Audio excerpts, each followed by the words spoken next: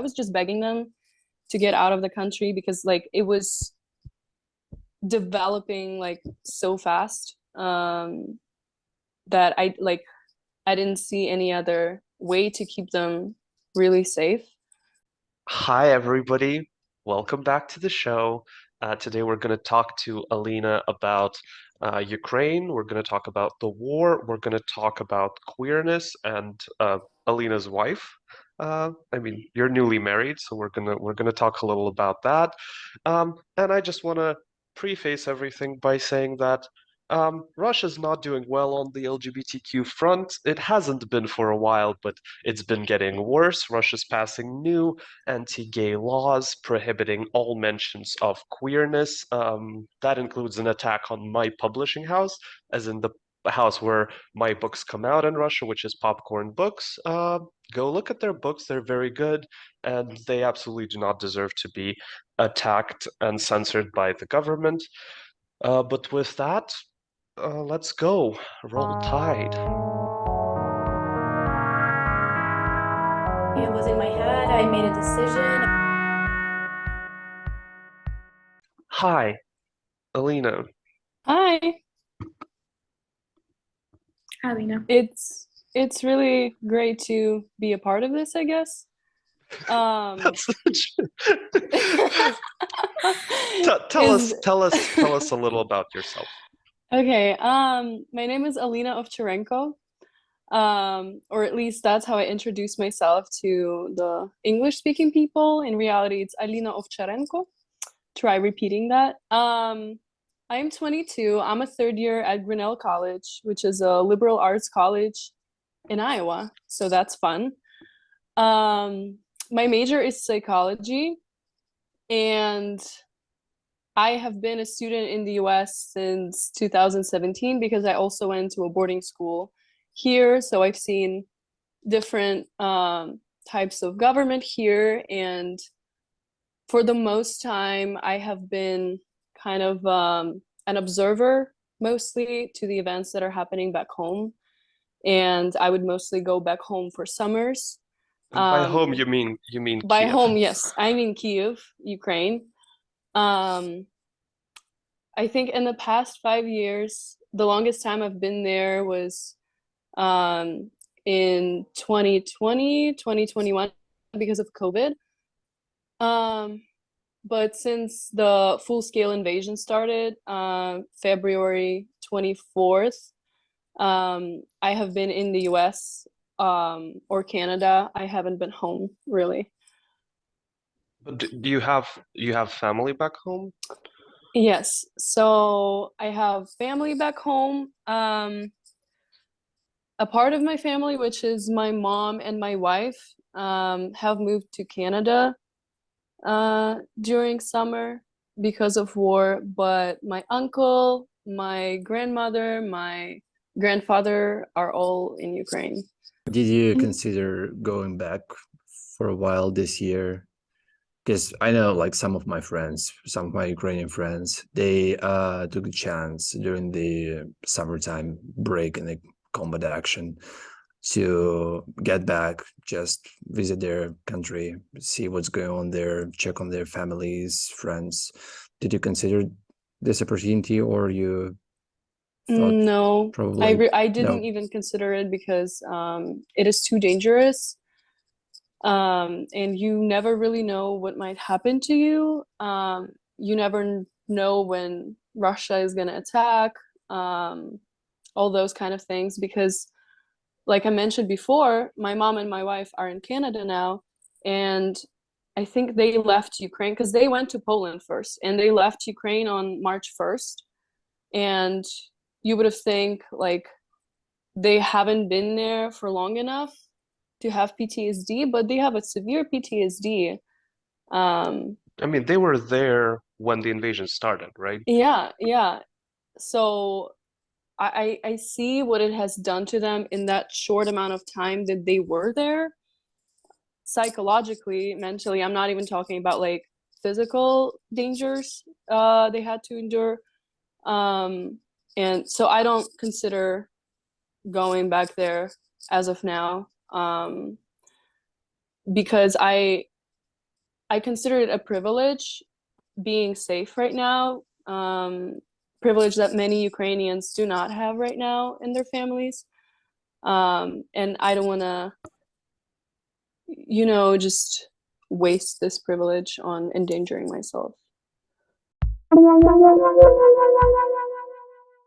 Could you tell a little bit about, you mentioned you have a wife in Canada now. She's also from Ukraine then? Yes, If she's you also said- from Ukraine. She was originally born in Luhansk, and she lived there up until she was maybe 6 or 7, and then she moved to Kyiv. So for our viewers who might not know, Lugansk is a city in Ukraine. It's in one of the territories that Russia has been trying to annex, right? Yes, Yeah. yes. They have been So trying to annex, and they have been bombing Luhansk and Donetsk region since 2014. mhm. Yeah, so this is the part of Ukraine where the war has started sort of earlier Yeah, and the has been eastern going part. on for a long time. Can we get back in time to the day, the 24th of February?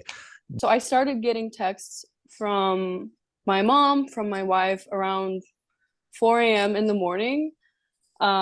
Texts with like, it has started. I can hear like the sounds of attacks. And I got really, really scared, as in like I wasn't there. I didn't know what to do, how I could possibly help. I was also really afraid that I'm not going to be able to communicate with them in case like Russia starts to target Jam all the the comms, probably. yes, yes. Thankfully I did have communication with them. But it was really hard. So my mom and we kind of had this plan, because everyone like winter break I went back home. I came back here the end of January, and then 3 weeks after like it started. So even over break we talked about the possibility of the full-scale invasion and like what would we do. And we agreed that my mom would come get my wife, because we all lived in the same district. She would come get my wife, she would drive the car, and they would go to what thought would be a safer place where our grandma lives, like a little bit closer to Western Ukraine, because we thought Kyiv was going to be targeted severely from the very beginning, so we thought it's better to get away from Kyiv. But no one really planned to like leave Ukraine. They just thought they're gonna wait it out, sit it out for some time, and then come back. And so my mom wanted to pick up my wife, but my wife has just like week before the war started, she started working at a new company, and her company was saying that we're gonna evacuate you all. So my mom was like, no, like Yulia is my wife, you still should come with us, because you don't know what's gonna happen with the evacuation. It's really hard to manage like big amounts of people, evacuating them in like such crisis. So Yulia, yeah, she didn't go with my mom. I was really, really mad about it. And so my mom left. My mom was in a safer place, and Yulia stayed.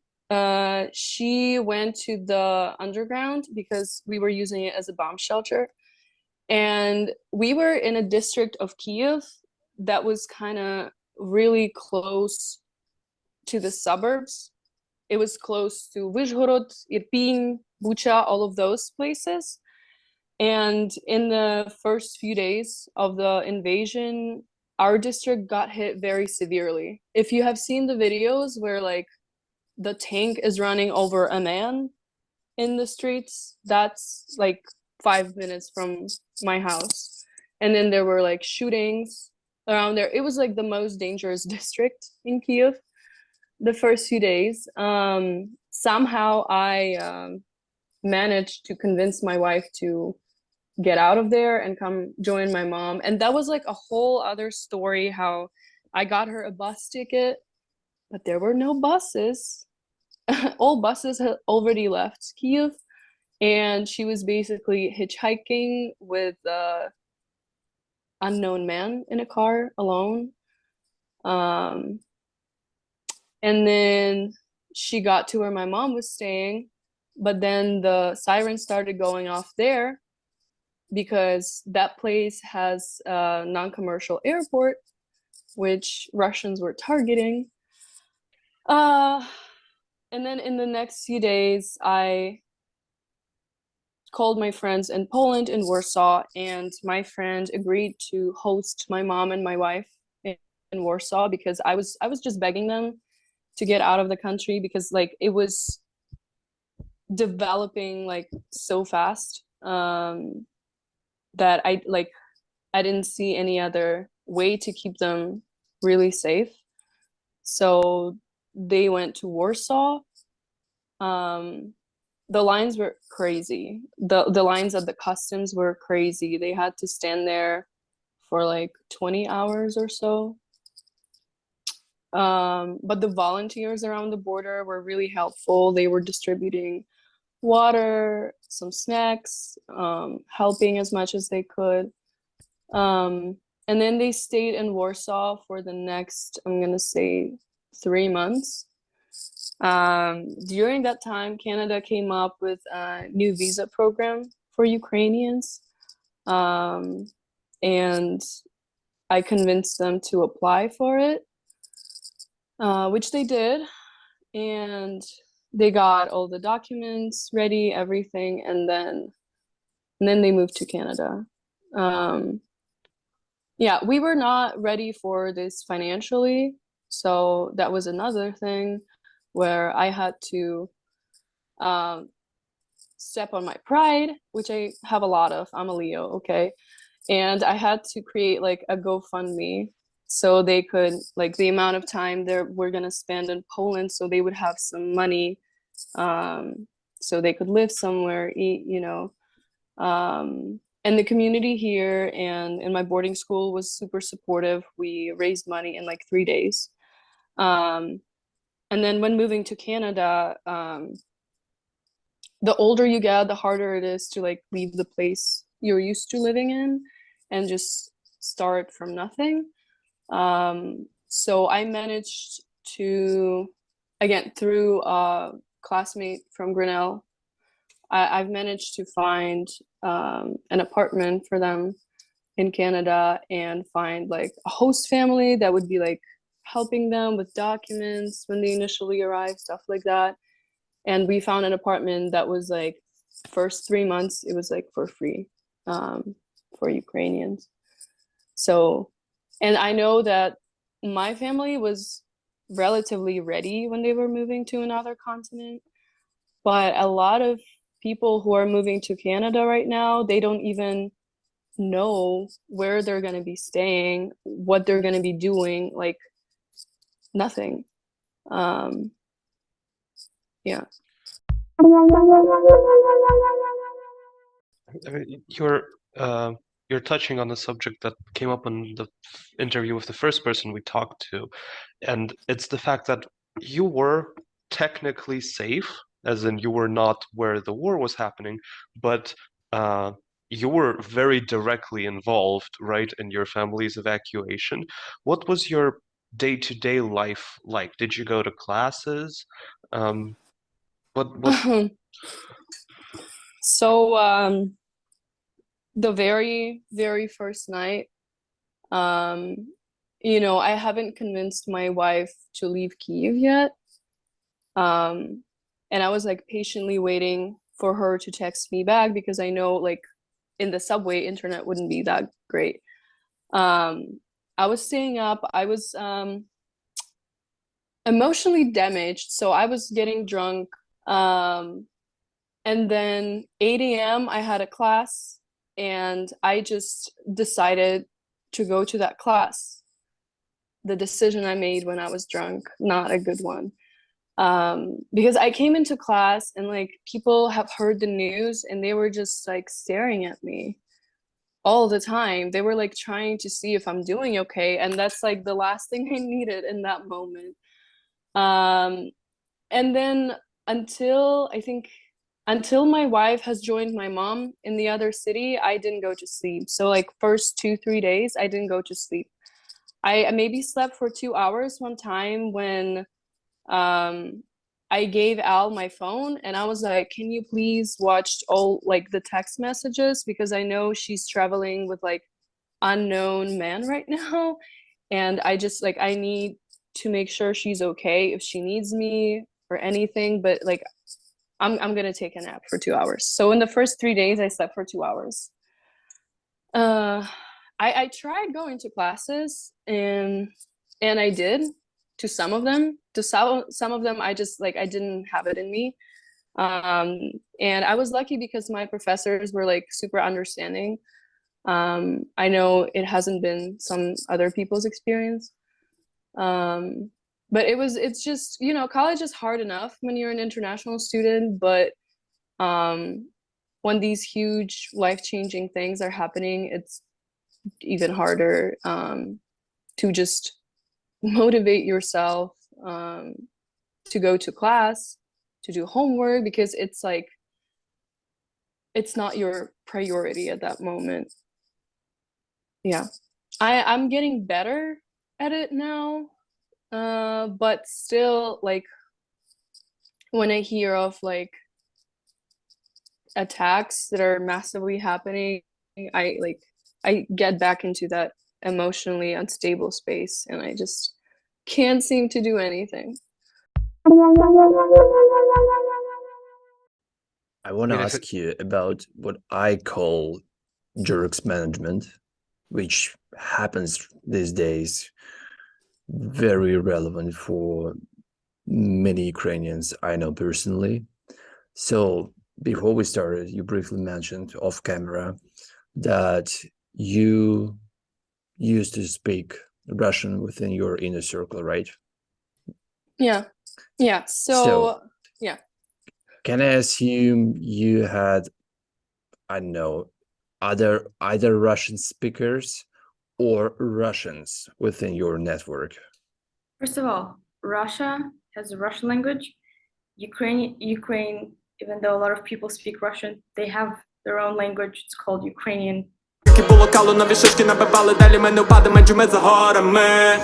I think I went with the one person to camp when I was like 13.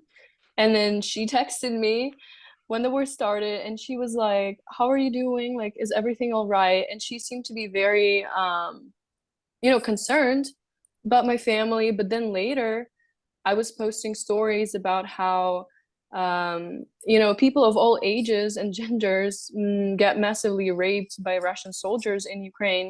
And she answered to that story like, really? Like, how do you know it's true? How do you know it's factual? I heard that it's Ukrainian soldiers who are doing this. And I'm like, okay, okay. And I thought you were okay. You're not okay. Yeah, so I stopped talking to that person. But I guess I was lucky enough to not get disappointed in a lot of people. that's good. Can you talk about a little about the languages that you speak? The languages, yes. So I grew up in Kyiv. My mom, as I mentioned before, she's from a smaller city near Cherkasy, the city's Uman.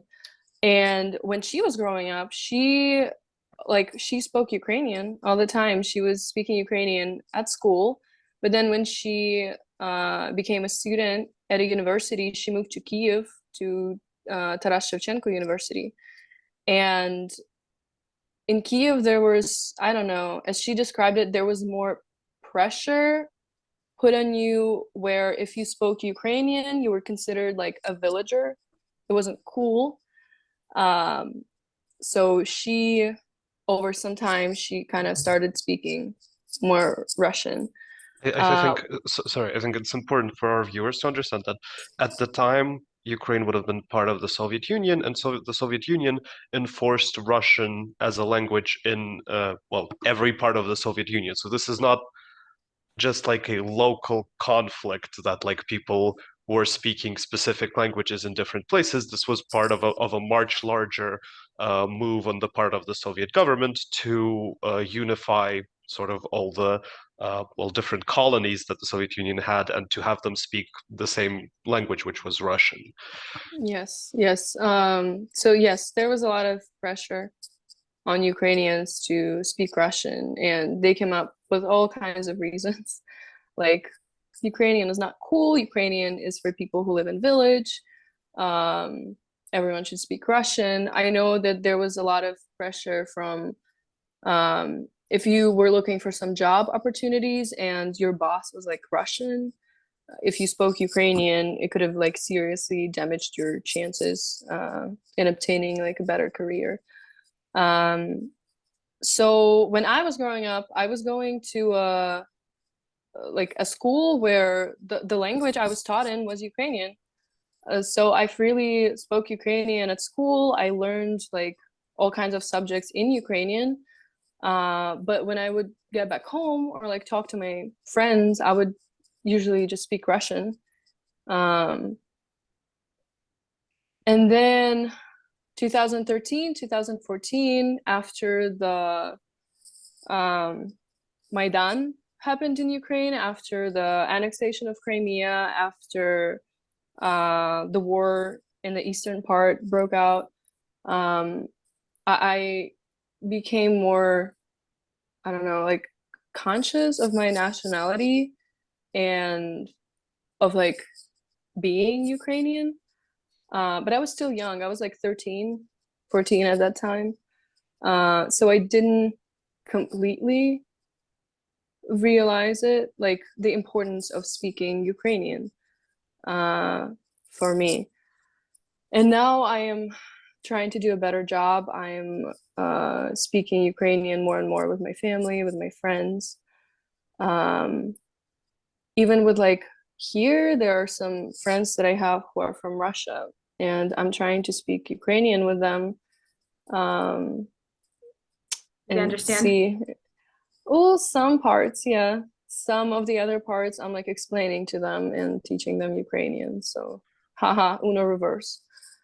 I think I have a final question, and I don't want you to like talk really about anything that Vladimir Putin and his friends say ideologically, because I think it's all like bullshit. Like it doesn't matter. But what do you think of Vladimir Putin? Because I'm asking you because that's something a lot of Americans don't understand. They think of this as like a local conflict. They think of this as like this guy is in charge and he's trying to like control unruly places around his country. They really don't understand this, and so I think it's important for people from Ukraine to say what they are thinking about this. Like, how do you see what's going on right now? Well, you know, what's going on right now is happening because in 2013, in 2014, when we saw the first signs of Putin behaving such way, Ukraine was like crying for help. We were constantly writing to, we're crying for help from other countries to stop the annexation of Crimea, to stop the war in the eastern regions, but people viewed it as a local conflict, so they wouldn't help. And then 8 years later, we have a full-scale invasion as a result of that. And Putin and his propaganda are saying that Ukrainians are Nazis, that Russian-speaking people in Ukraine are suffering, which is, as a, you know, primarily I spoke Russian back home, and I wasn't suffering. Ukraine is a separate country. It's its own country, so it's only logical that we would have our own language and you know, the television would be in Ukrainian, the service would be in Ukrainian, but if someone is like, if you're going to a restaurant and you're speaking like Russian, your waiter would like either change to Russian or to English or like however you prefer. No one's trying to oppress Russian speaking people. It's like quite the opposite. Ukrainian was always oppressed in Ukraine. So yeah, I fucking hate Putin.